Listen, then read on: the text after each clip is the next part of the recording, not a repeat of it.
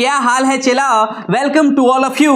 कैसे हैं आप सभी। तो आज हम लोग पढ़ेंगे क्लास 10 के मैथ का पहला चैप्टर वास्तविक संख्या यानी कि रियल नंबर के बेसिक में। ए चला, रियल नंबर के बेसिक में हम लोग पढ़ेंगे परिमेय संख्या के बारे में। कोई भी चैप्टर पढ़ने से पहले चला उसके बेसिक्स को जानना बहुत जरूरी होता है, क्योंकि किसी भी इमारत का नींव उसके बेस पे टिका होता है, इसलिए बेस का स्ट्रांग होना बहुत जरूरी है। बेस स्ट्रांग रहेगा तो चैप्टर अपने आप बनने लगेगा और आने वाला कंपटीशन बेस एग्जाम एकदम आसान लगने लगेगा। तो आइए जानते हैं परिमेय संख्या के बारे में। वैसी संख्या जिसे p बाई क्यू के रूप में लिखा जाता हो, यानी भिन्न बट्टा के रूप में लिखा जाता हो, अंश और हर के रूप में लिखा जाता हो, यानी नोमिनेटर और डिनोमिनेटर के रूप में लिखा जाता हो, तो वो परिमेय संख्या कहलाता है। जहां p और q दो पूर्णांक संख्या होगा चला, बट्टा में जीरो नहीं होगा। ऊपर में जीरो हो सकता है लेकिन नीचे में जीरो नहीं रहना चाहिए। जीरो बटा समथिंग भी एक बराबर जीरो होता है चला, क्योंकि जीरो बटा समथिंग इक्वल जीरो होता है। और जीरो के बट्टा में कुछ नहीं तो वन, किसी भी संख्या के बट्टा में कुछ नहीं तो वन छिपा हुआ रहता है चला। तो ये p बाई क्यू के रूप में है यानी परिमेय संख्या होगा। लेकिन समथिंग बटा जीरो इक्वल इनफाइनाइट हो जाता है। मैथ का रूल कहता है कि समथिंग बटा जीरो यानी कुछों के बट्टा में जीरो आएगा तो उसका वैल्यू इनफाइनाइट हो जाएगा, यानी कि ये परिमेय नहीं होगा और अपरिमेय भी नहीं होगा। परिमेय नहीं होगा इसका ये मतलब नहीं है चला कि अपरिमेय हो जाएगा, न परिमेय होगा न अपरिमेय होगा। ये जितने भी एग्जाम्पल है चला सारे परिमेय संख्या का ही एग्जाम्पल है चला। जैसे 2/3 ये p बाई क्यू के रूप में है यानी परिमेय है। माइनस में 3/2 ये भी p बाई क्यू के रूप में है यानी परिमेय में है। माइनस में रहे चाहे प्लस में रहे संख्या, ऊपर माइनस चाहे नीचे माइनस रहे, उससे कोई मतलब नहीं है चला। p बाई क्यू के रूप में है तो परिमेय संख्या होगा। 5 भी एक परिमेय संख्या है क्योंकि इसके बट्टा में कुछ नहीं तो 1 छिपा हुआ है। 2 भी एक परिमेय संख्या है क्योंकि इसके बट्टा में कुछ नहीं तो 1 छिपा हुआ है। 3√3 अब बट्टे में √3 ये भी एक परिमेय संख्या होगा चला। देखने में अपरिमेय संख्या लग रहा है, स्टूडेंट अक्सर यहाँ कंफ्यूज कर जाता है और एग्जाम में गलत ऑप्शन टिक करके चला आता है। लेकिन ये देखने में अपरिमेय संख्या है लेकिन रियल में चला ये परिमेय संख्या है। जानते हैं कैसे, क्योंकि एगो संख्या है और एगो रूट वाला संख्या के बीच में कुछों का चिन्ह नहीं तो गुना का चिन्ह छिपा हुआ रहता है चला, गुना का। तो ई चीजवा से ई चीजवा कट गया, सेम चीज है तो 3 और ऊपर में बच गया, नीचे में बच गया 1, तो 3/1 यानी कि p बाई क्यू के रूप में है यानी परिमेय हो जाएगा। परिमेय नहीं समझ में आया चला।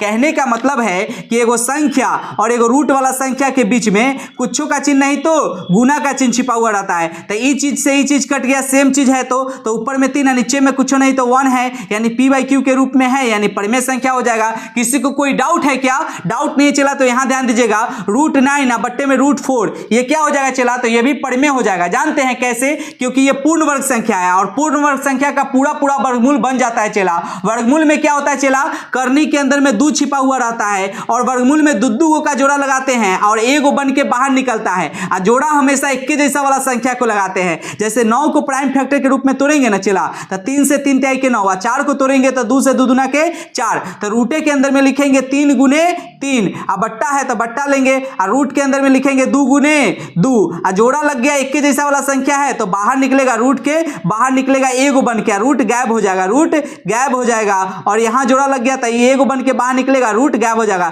तो 3/2 ये परिमेय संख्या हो जाएगा क्योंकि p बाई क्यू के रूप में है। किसी को कोई डाउट है क्या समझने में? डाउट नहीं चला तो आप लोग बताइएगा कि 2 और √9 ये क्या होगा, परिमेय होगा कि अपरिमेय होगा? ए चला, देखने से ये अपरिमेय लग रहा है। 2√9 जो है देखने से अपरिमेय है लेकिन वास्तव में क्या है, ये परिमेय है। जानते हैं कैसे, क्योंकि एगो संख्या और एगो रूट वाला संख्या के बीच में कुछों का चिन्ह नहीं तो गुना का चिन्ह छिपा हुआ रहता है। आई √9 एक पूर्ण वर्ग संख्या है, इसका वर्गमूल पूरा बनेगा क्योंकि इसको 3 गुने 3 रूट के अंदर लिख सकते हैं और यहाँ पे 2 आई गुने है, 2 गुना है।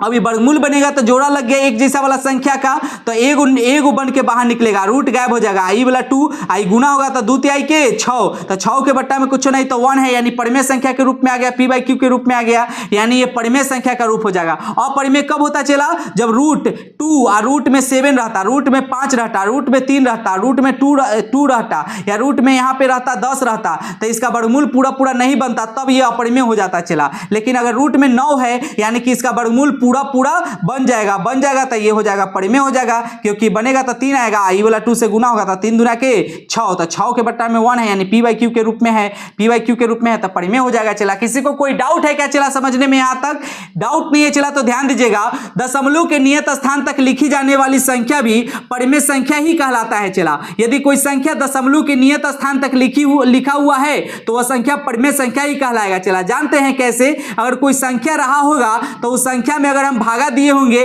तो एक अंक बाद दशमलव के जाके कट गया होगा पूरा, यानी कि 1.5 बार में पूरा कट गया होगा, यानी परिमेय संख्या का रूप होगा। दशमलव के नियत स्थान तक दशमलव के बाद अगर कोई इक्के अंक की संख्या बार बार रिपीट कर रहा होगा तब भी ये परिमेय संख्या कहलाता है। चला दशमलव के बाद अगर कोई इक्के अंक की संख्या बार बार रिपीट कर रहा होगा यानी माथा पर एक रिंग लगल होगा तब भी ये संख्या परिमेय संख्या ही कहलाता है। चला दशमलव के बाद कोई इक्के अंक की संख्या रिपीट कर रहा होगा यानी उसके माथा पर एक रिंग का चिन्ह लगा दिया गया है ताकि इसका मिजाज शांत हो जाए, तब भी यह संख्या परिमेय संख्या ही कहलाएगा। चला 0/2 भी एक परिमेय संख्या का ही रूप होगा। चला 0/3 भी एक परिमेय संख्या का ही रूप होगा। चला ऊपर में 0 हो सकता है, p = 0 हो सकता है, लेकिन q = 0 नहीं होना चाहिए। किसी भी संख्या के बट्टा में कुछ नहीं तो 1 छिपा हुआ रहता है। नोट है, चला नोट कुछ नोट है, नोट को दिमाग में ठोक लीजिएगा। चला एक धनात्मक एक ऋणात्मक पूर्णांक और एक रूट वाला संख्या के बीच में कुछों का चिन्ह नहीं तो गुना का चिन्ह छिपा हुआ रहता है। दशमलव के नियत स्थान तक लिखी जाने वाली संख्या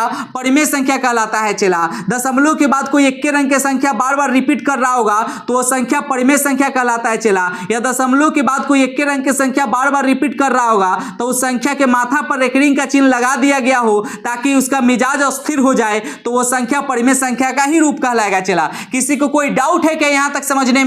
डाउट नहीं है। चला तो आगे ध्यान देंगे, ध्यान दीजिएगा। चला परिमेय संख्या का दशमलव प्रसार जो होता है, चला दशमलव के बाद जो लिखा जाता है संख्या, दशमलव प्रसार जो होता है वो शांत होता है यानी टर्मिनेटिंग होता है। कहने का मतलब है चला कि 1/2 का मतलब है कि 1 में हम 2 से जब भागा दिए होंगे तो दशमलव के एक स्थान बाद जाके पूरा कट गया होगा, यानी 0.5 बार में पूरा कट गया होगा। दशमलव के नियत स्थान तक लिखी जाने वाली संख्या परिमेय संख्या कहलाता है। चला इसमें डॉट नहीं लगा हुआ है। चला रंग बिरंग के संख्या बदल के आ रहा है, डॉट नहीं लगल है, यानी कि दशमलव के नियत स्थान तक लिखा हुआ है तो ये सभी संख्या क्या कहलाएगा? परिमेय संख्या कहलाएगा। अशांत आवर्ती संख्या यानी कि नॉन टर्मिनेटिंग रेकरिंग रिपीटिंग संख्या जो होता है चला ये भी परिमेय संख्या ही कहलाता है। कहने का मतलब है चला कि 11 में अगर हम 3 से भागा देंगे तो 3.6666 डॉट लगल है, यानी कि 6 बार रिपीट कर रहा होगा, यानी ये परिमेय संख्या का रूप है क्योंकि दशमलव के बाद इक्के अंक की संख्या बार रिपीट कर रहा है, ये परिमेय संख्या का रूप हो जाएगा। चला 7/3 में 7 में 3 से भागा देंगे चला तो 2.3333 आ रहा होगा, यानी 3 पर रेकरिंग लगा दिया है, यानी 3 बार रिपीट कर रहा होगा तब भी ये परिमेय संख्या का रूप हो जाएगा। चला अब 1/7 में 1 में अगर हम 7 से भागा देंगे चला तो 0.142857 डॉट इस तरह से आ रहा होगा। चला इतना बड़ा संख्या जो है बार रिपीट कर रहा होगा। चला यानी कि ये संख्या भी परिमेय संख्या का रूप हो जाएगा। चला एक पॉइंट यहाँ है, मतलब यहां से लेके यहां तक के संख्या जो है रिपीट कर रहा होगा। चला यानी कि ये परिमेय संख्या का रूप हो जाएगा।